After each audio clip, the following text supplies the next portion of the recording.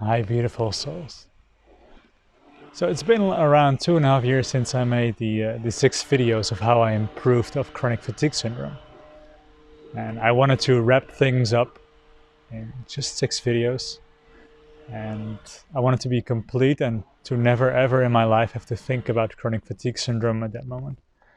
And I think both of those approaches were a little bit naive. There's just so much more to be said about chronic fatigue syndrome, about symptoms, about healing approaches, but also about stories of how we dealt with it and how we experienced to have fatigue. And so I think after 2 years of not working, I was completely broke, and I had to go to the council to request for social benefits. And I was completely and deeply ashamed for doing that. I felt guilty for not being able to work and to provide and to add value to society, because that was what my belief was. So I also, before that period, I had to get out of my house because there was no income anymore. And I was ashamed of that as well. I felt like a loser. And so I started living with my stepdad. And some days I was still pretty much okay in the beginning. Like, I believe I always had this 14-day cycle of crashes and good days. And a crash would take longer and longer. So there were sometimes, occasionally, a few days where I felt okay as long as I didn't do anything. But I didn't want my stepdad to see that. So I was pretending to be miserable as well on those days. And I was really scared that my social benefit request would be denied because of a good day or something. So I think I even did too much the day before I had the request to really make sure that I had a bad day, and so that I wouldn't have to act my bad days with the man of the council.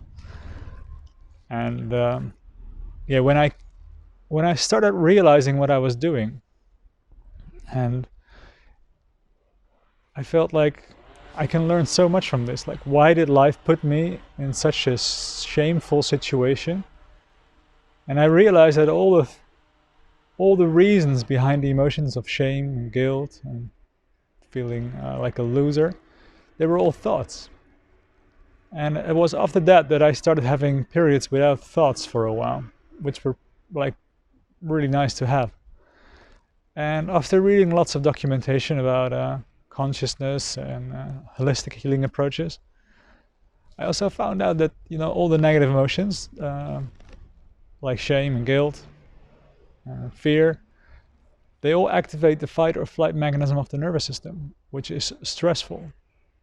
And on top of that, I really became interested in neuroplasticity as well. And what I've learned in neuroplasticity was that every time I pretended I was worse than I was than I really was at a good day, I actually enhanced paths of making myself miserable again. And so in the 6th day of the 6 videos that I made in 2018, my final video was about the lightning process, because I've learned so much from the lightning process. Yet at the same time, I do not believe that it is the only solution for healing.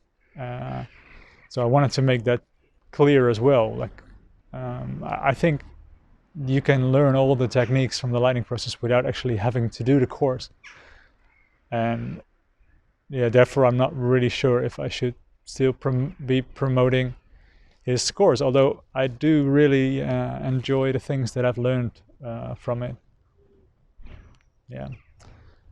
Well, lots of different things, but the main message is that you don't have to be ashamed for your current situation. You don't have to feel guilty for not being able to meet your ego's standards. And you don't have to be afraid that someone else will judge you, because I mean they will do in the end anyway.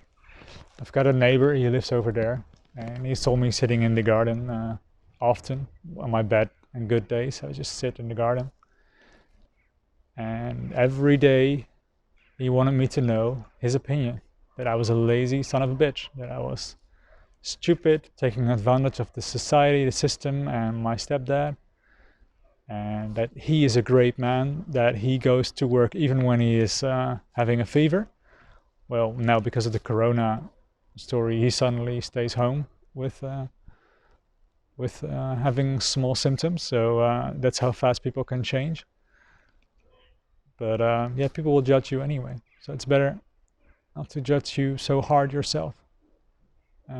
Yes, I wish you all the best. I wish you great healing. And if you have any of those limited thoughts about yourself, be aware of it. That's all. And then maybe you can change it. Have a beautiful healing week.